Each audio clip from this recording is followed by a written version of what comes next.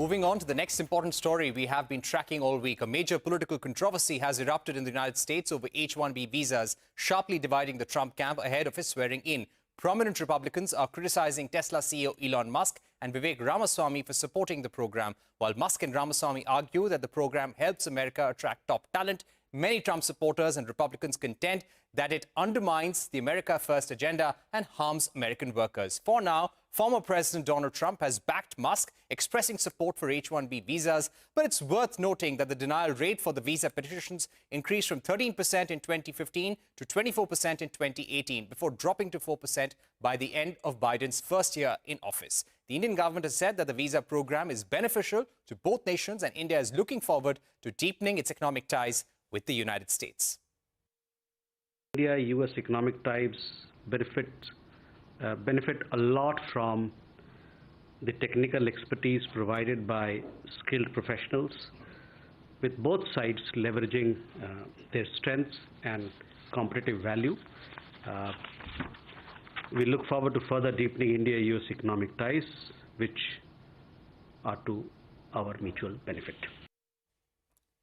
To take the discussion forward, we are now joined by Mukesh Aghi, President and CEO at the US-India Strategic Partnership Forum. Thank you for joining us. Mr. Aghi, let me begin by asking you, what's been your representation to the Trump administration right now with regard to H-1B visas? The Indian government's plea and view is this is a visa regime and Indians actually utilize this and help the US economy. It'll be the US companies which will be harmed if you crack down on this visa regime. What's your take? Parikshit, Happy New Year to you. Basically, the issues of Wishing supply you a very Happy New Year too, sir. Thank you. The issues of supply and demand. You have a U.S. economy which is growing, especially in the AI space, cybersecurity, quantum computing. It requires highly intelligent, hardworking workers.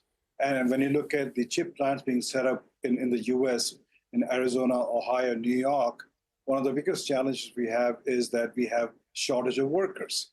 So the game of supply and demand is showing that demand is higher than supply itself. And that's the reason companies go out and seek H-1B workers itself. So the US companies benefit a lot. What we have seen is that if you basically reject 10 visas for workers to come here, 9 out of 10 jobs move out of the US to external countries itself.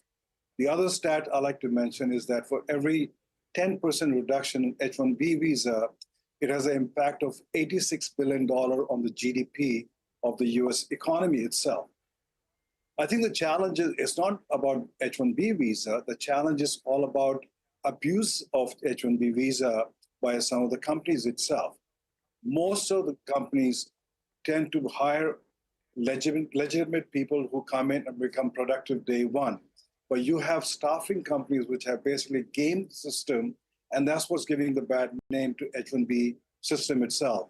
So overall, our position is that H-1B is good for US companies, is good for the economy itself, and it basically helps US companies become more efficient, more effective, more competitive on a global basis.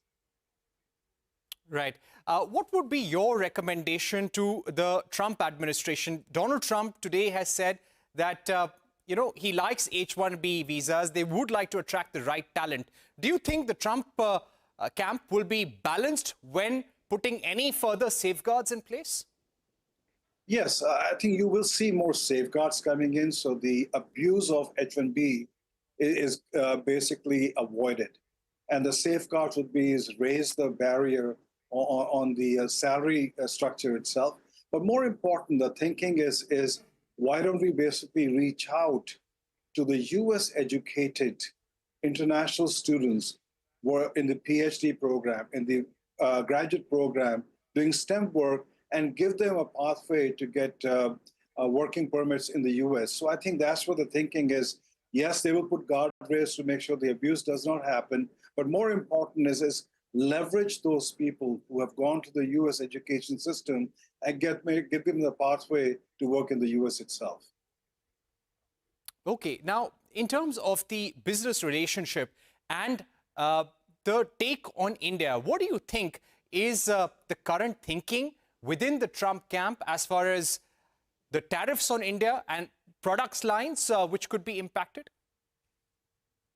Well, we have seen and heard so much in regards to tariffs in China, external countries such as Mexico, Canada, and you have, Trump has called India the tariff king itself.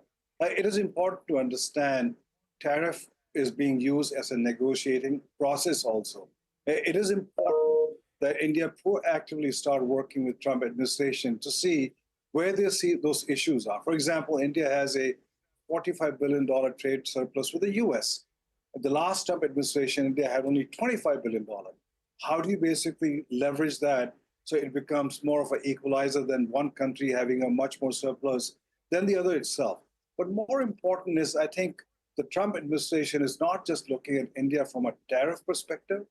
They're looking at India more from market access, level playing field, ease of doing business. So you will see those issues cropping up as discussion basically get more and more closer in regards to the economic collaboration between the two countries. You have to understand the strategic alignment between India and the US is very, very strong. The Quad, which India is going to host sometime this year, and we expect President Trump to attend that, is critical, especially dealing with Indo-Pacific. It is critical dealing with the supply chain, especially in the area of medicine, in the area of basically electronics itself.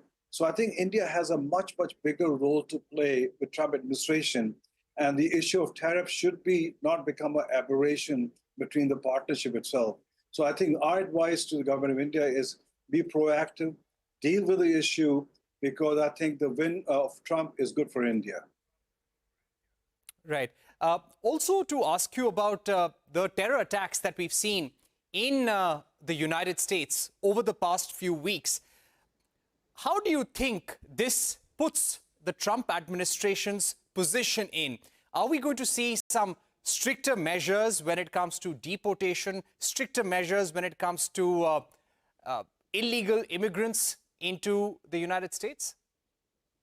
Well, when you look at illegal immigration is impacting legal immigration.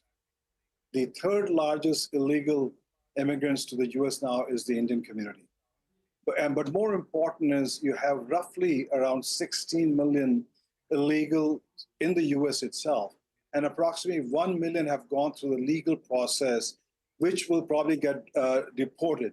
So from a political perspective and from a basically process perspective, you will see a massive effort of deportation. Roughly, we have around 140,000 Indians who are in that stature also. And the thinking from the government of India side is they're willing to take those Indians back as long as there's a proper verification that they really are Indians. But more important is I think you have to understand, a lot of Indians are coming into the US illegally from the northern border, which is Canada. They come into Canada legally and then move into the US side itself. So the porousness of Canadian border is a big issue. The laxity on part of Canadian government trying to control that is a challenge.